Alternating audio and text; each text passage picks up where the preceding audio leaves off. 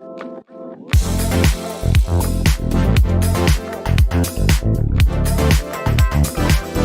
it. You're starting. Hey everyone, welcome to Live with Cale and Rob. It's been a while. It has It's been been a minute too since we long. last. It feels like it's been like months. Has it? Weeks? It's I been would a say while. weeks. Really? I don't know. It's been a long As time. you get older, time Yeah, I gets- guess so. I don't have much time left, so every day is a precious day. Thanks for joining us today. We got a few things we want to talk about. We kind of winged it, but I think we ended up getting some good topics to Yeah. chat about. But I thought it'd be kind of cool. I know you said if we get to this, but I'd love to start with some of the stats that you brought because I think it kind of sets the tone with some of the things we want to talk about Yeah. with AI and trends and future and what we're seeing, how people are using it right now, our brands are using it. Yeah, I just wanted to bring some stats because I think too, even with all of our clients right now, it's like, is AI still growing as quickly as it was before? Like, Right. are things changing? And I think we've noticed maybe a little bit of less noise around the world of AI the last couple months because I Right. think people are really understanding it. But the U.S. Business Bureau came out with a stat yesterday that 98% of small businesses in the United States are using AI at some form. Do you think that's like ChatGPT though? I'm not. Well, they say 40% of that 98 are using it for content creation. So I would say that's probably a big part of it. your Chat GPT, which is it's nuts. 98%. That is crazy, actually. JP Morgan is using AI to help 200,000 employees draft emails and summarize documents. Like, so they're basically giving them that software and asking them to use it. TAL Insurance, they're based in Australia. They are saving employees one workday a week. So they get to skip a day of work basically a week with automating part of their job. I hope our staff doesn't hear that. Yeah, like They're yelling it no down the Fridays hall. off. No Fridays off. And then KPMG is investing $100 million into AI tools in partnership with Google Cloud. Do you have it? Did they give you any of that? Do you have any Yeah, development I'll work take there? 1%. Yeah, that's crazy though. Like the numbers are staggering though. Yeah, and then eBay has announced a huge AI automatic pricing and predict demand algorithm. So how can eBay know what things should be priced at and give their consumers that Like in insight real time? In real time. That's crazy. So I did see, I think ties into, you're talking about sort of the money that's being spent and helping employees. I think I read ChatGPT's supposedly in January launching their new agent or whatever it is. And I'm curious how, like, because that's the one thing that frustrates me about ChatGPT is that it doesn't really integrate into like itself. It doesn't integrate into your email. And Right. like if you create a GPT, it doesn't really, you know what I mean? you Like, still have to go to their domain. correct. So Yeah. I wonder with this agent, is their way of saying now they're going to like get access to your email or get access to your calendar. I wonder if that's their play to get into this. I think it is. Like I think that their integration with Apple was important. Right. Because right, I think right. they wanted to be in the device. Like that was important for them. Yeah. But moving forward, I do think like how do you move your LLM, the software itself with ChatGPT embedded into say Google for your email? Right. The problem is Google's like, no thanks, right? Like we'll have our own AI bot, so we'll integrate it into Gmail. So I think that's where there's a little bit of disconnect of like, where does OpenAI go and where are they welcome, right?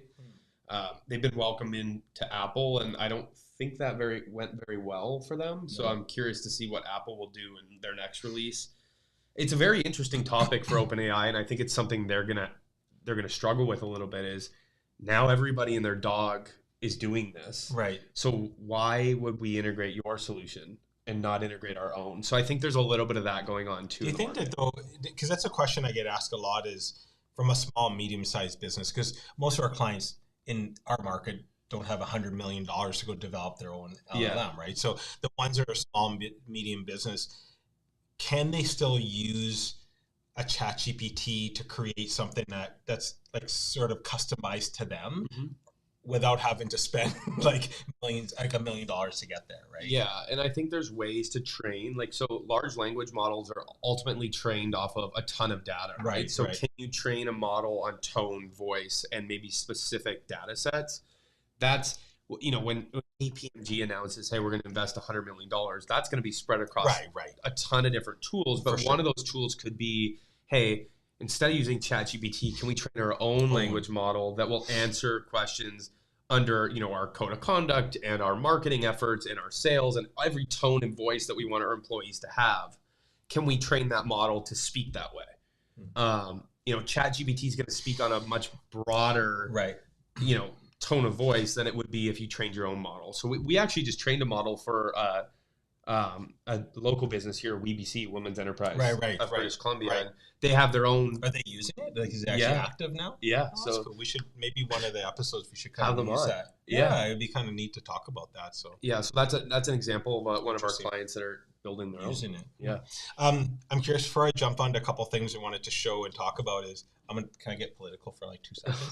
I'm just curious. I'm curious your thought, because we were talking about this earlier, and you can park politics to the side though. But do you think with like Elon, pretty much the vice president, do you think that this will help accelerate AI development? Or do you know what I mean? Like, do you think that no one has a crystal ball, but you think having a person like that who's obviously a believer in AI and technology and robots, and we'll talk about that, do you think that's going to accelerate it? I do. I think that, and I'd be curious to know your thoughts on it as well. I think that Elon will take a two-edged approach. I think Elon believes in the power, and not just Elon, but the administration, in my opinion, believes in the power of AI. But I also think the administration understands the damage that it could do and the harm that it could do if it's not implemented correctly. Elon has been on record numerous times saying that AI can be, you know, a huge strength, and it can also, you know, end civilization as we see it. And so I think they'll take a much more cautious approach. I think that they'll start to put in policy around, how does this work for businesses? Can you just clear house, or do you have to have a certain amount of humans to AI? And then how does AI, you know, can it pose dangers to us internationally, you know, with around the world? You see China and other countries that are really leading the way in the space. So I think it'll be two-sided in the fact that, yes, they will probably embrace it more, but I think there'll also be more regulation around how to use it. Which is needed. Yes. Yeah, for sure. But yeah, no, I think that the answer is yes. I just think with Elon at the table, it's going to be at least something that will be tabled. That'll be a discussion. I'm curious to know if it's like at the benefit of all the companies that Elon owns, or at the benefit. That's what I would be. Where that would. Yeah, I don't know the answer to that, but he is leading in, like, you know, now about going to Mars, and like I think Elon's been a big proponent of that, and he's leading on that. So are we going to get there sooner than we would have if he wouldn't have been part of the? I don't know. Is he part of the administration? I guess think he so. Is. It's like the Department of Doge, government efficiency. So I think it'll be interesting. What do you think about just kind of staying on that topic? What did you think from a marketing perspective, how the campaigns were run? Because now, you know, the angst and the anger and the sides, everything's kind of calmed down a little bit. Right. When you look at the marketing and the approach that both campaigns take, just as a marketing expert, what did you think about how each of them ran their campaigns? First of all, thanks for calling me a marketing expert. Yeah, that's awesome. Yes, I find it fascinating. Like I've always enjoyed watching political campaigns from a marketing perspective, way back to like Obama, where he really first one to really embrace social, young people voting for him. He was one of the first ones that led that. This past election, and again, park all the name calling, all the stuff aside, is that one thing I noticed with them is both parties is they used different mediums, right? They didn't care about going as much to TV. Like Trump likes being on TV, but they didn't really use that.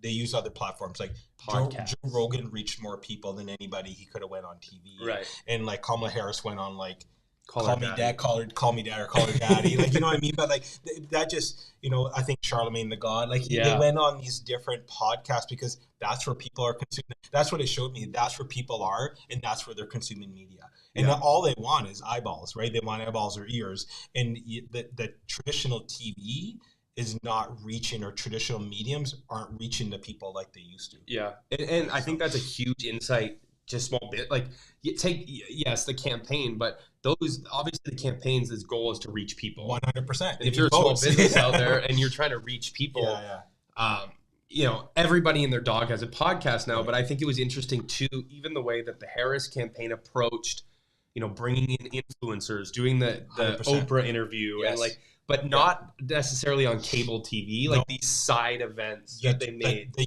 You'd watch it when they did these things, and the YouTube channels have millions of people watching the live stream. So, and I think like and I look at, like I said, now that the aftermath of being even what the Kamala Harris campaign did in 3 months. Yeah.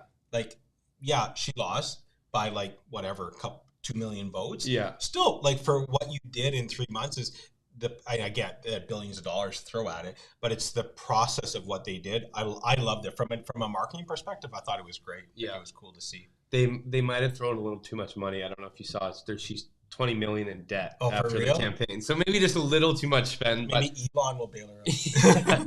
But anyways, political views aside, I think it's very important to look at how they reach their target audience if you're a small business. Yeah.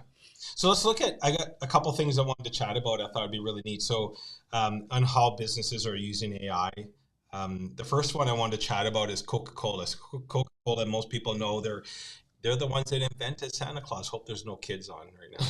But, they really did invent Santa Claus for real. And they're sort of known for their Christmas videos and marketing. Yeah. So they just launched a new ad, and for the first time ever, I'm going to play it first. Let's play it first, and then we're going to talk about it. So this is the ad that Coke just launched.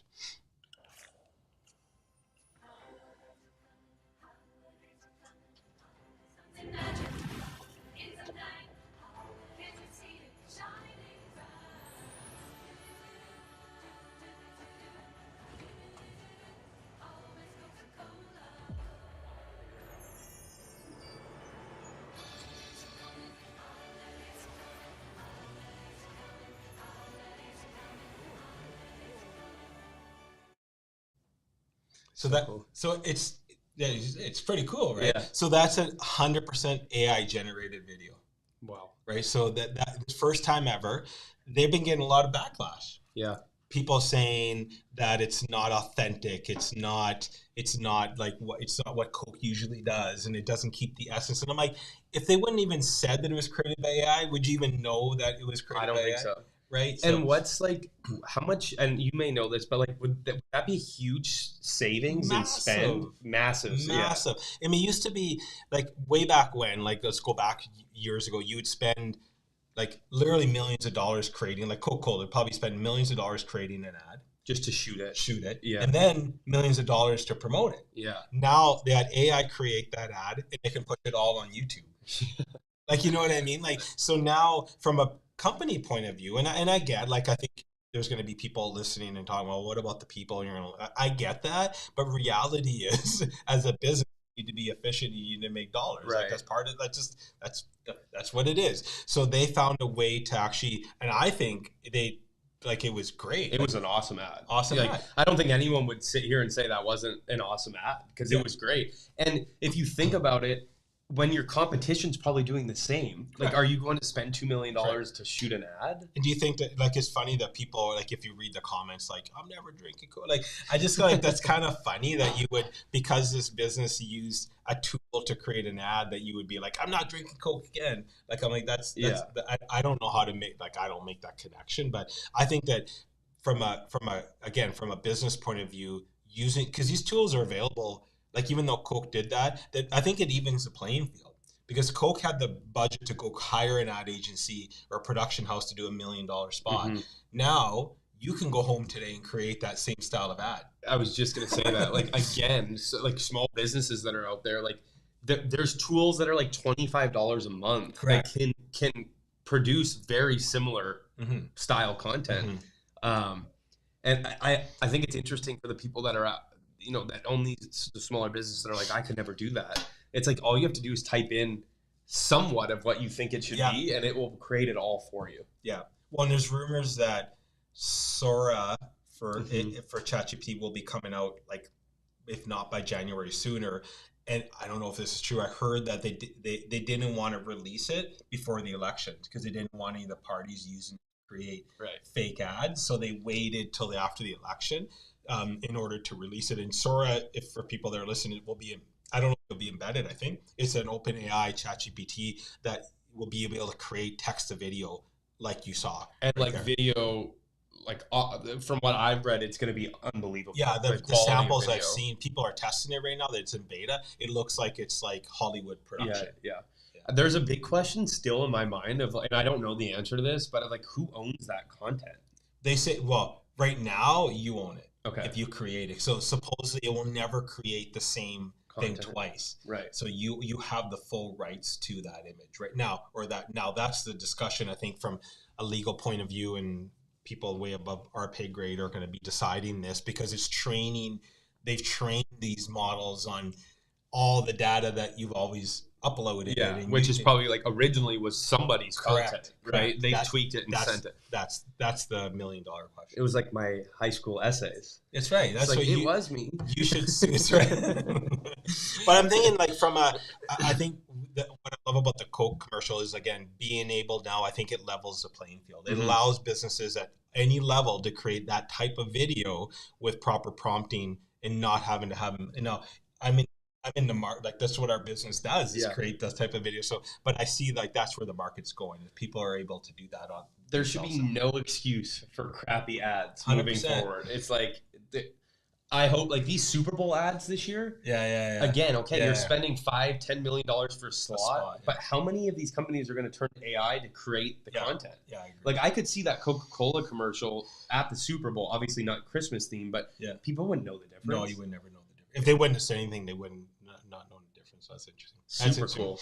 The other thing, the next video I wanted to chat about and kind of get your thought on, because it's something that I'm on the fence about and it's happening. So is more around robotics. So again, Elon, very big on this with Optimus, I believe is his, and then a big competitor in the US is Figure, so Figure 2, and then there's a lot of Chinese companies that are really advanced in this as well. So one of the things that Figure 2 just released that they partnered with BMW. I'm just going to play the video so you guys can see this is like happening. This is real time what's happening right now. So.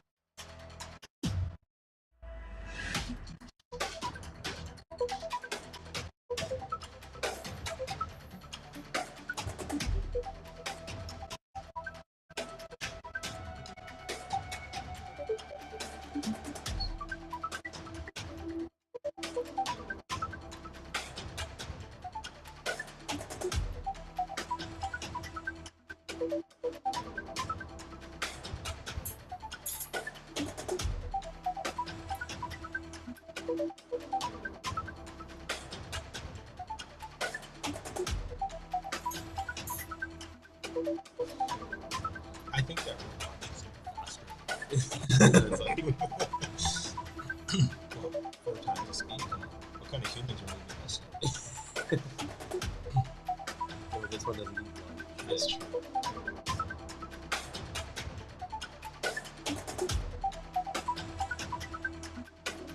It's pretty crazy. Yeah, so we can probably stop. Like, I think you guys get the idea. Is that that's a fully autonomous.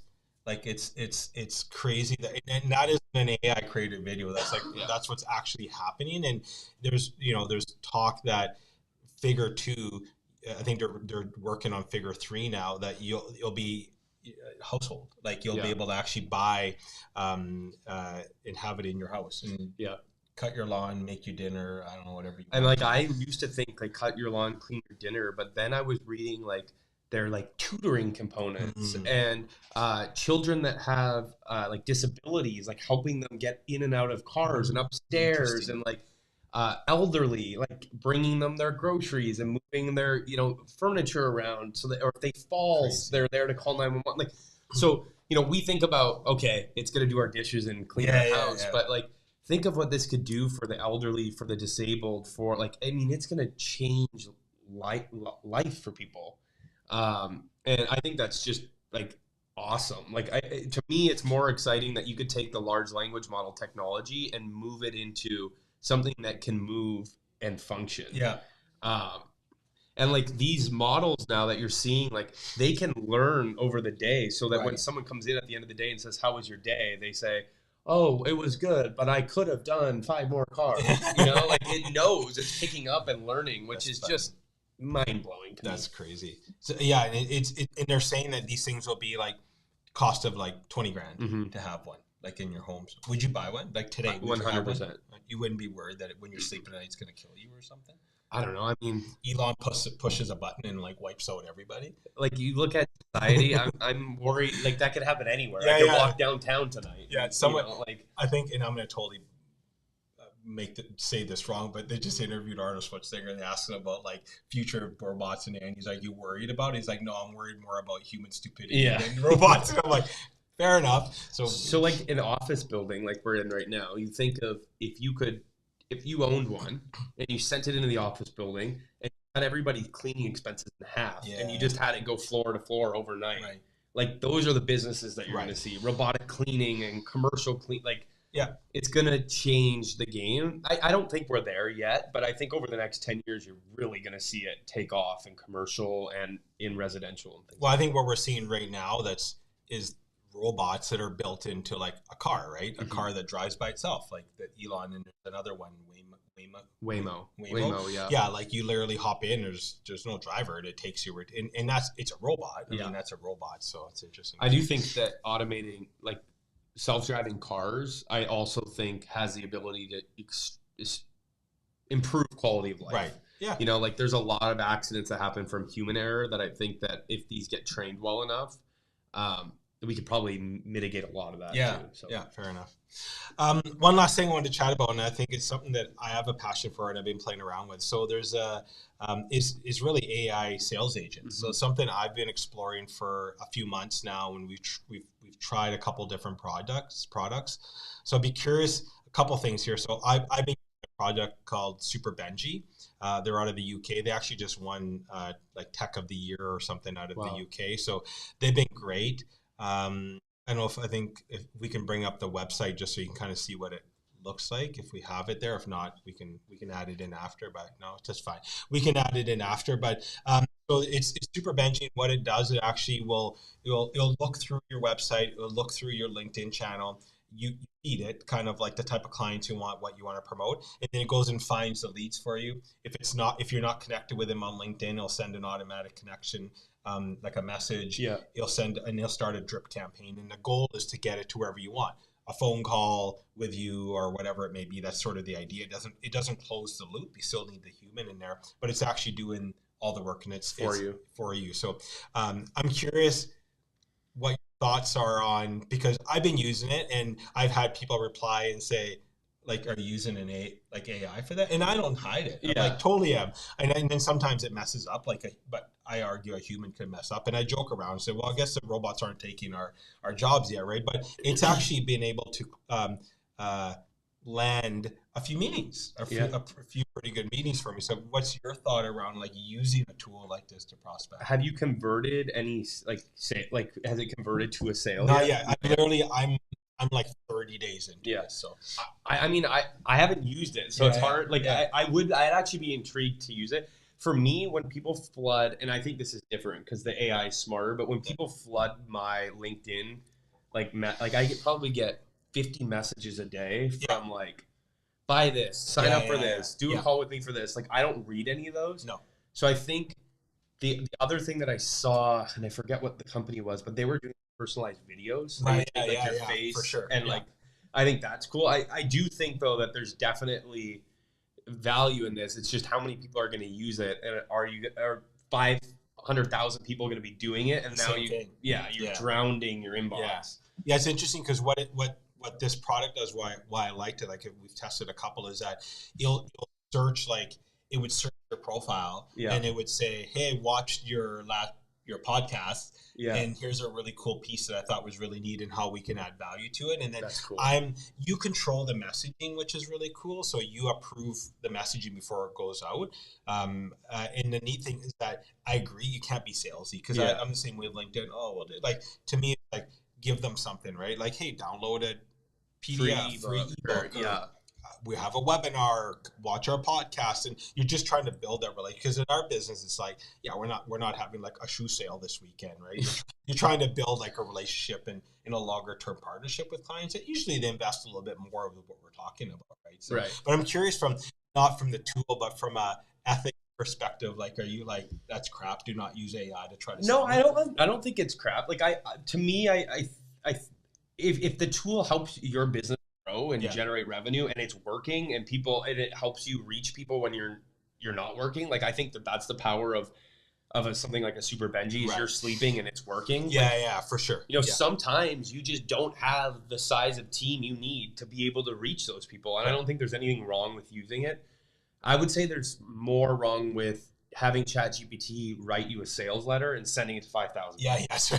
Right? Like, and putting no effort into it. To me, that's different than writing your own responses and training it for what you want it to do and then having it automate that. Like, I think that's a great tool, and small businesses should use it. It's interesting. I'm actually going to be doing a workshop next week just on AI sales agents and Super Benji. And it's an interesting story because it's actually developed by, he used to, I think, might have worked for Procter & Gamble and started his own ad agency. And one of the struggles in an ad agency, which I would know, is like just finding salespeople, right? Like, it's hard.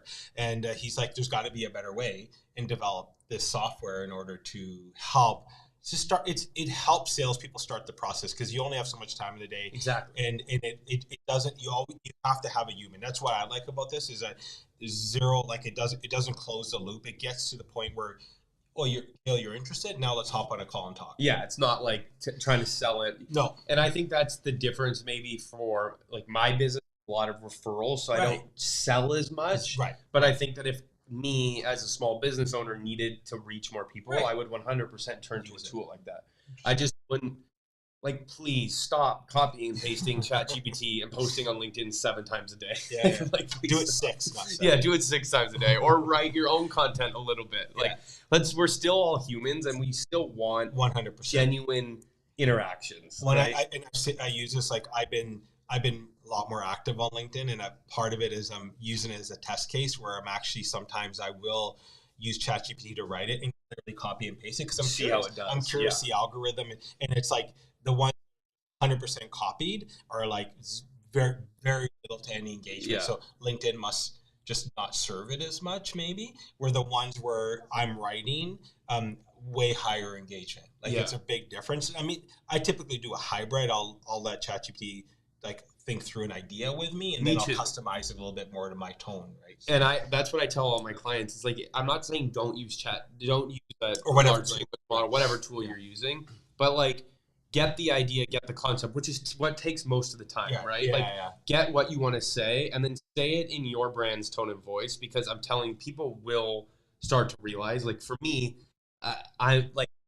I've never been a good writer. I'm dyslexic. Right. I'm more like an entrepreneur.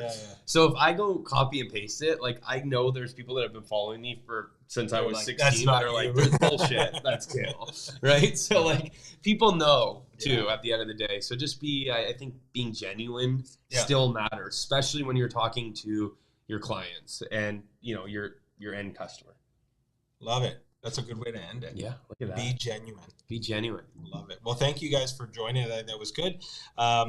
Maybe a guest soon. It'd be cool to have a guest. Or if you have any questions, or if you want like a topic that you want us to discuss, like, reach out. Like, we're happy to talk about whatever. So, but it was good. I think we covered a lot of topics. Yeah, it's 2:38 and it's dark outside. I know. I was wondering the same thing. I'm like, what's happening behind us right now? It's like dark. So I don't know what, someone turned off the lights. But anyways, thank everyone for joining us, and we'll talk to you next time.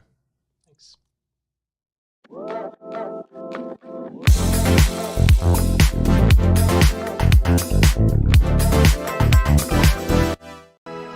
We don't just report the news. We live here too.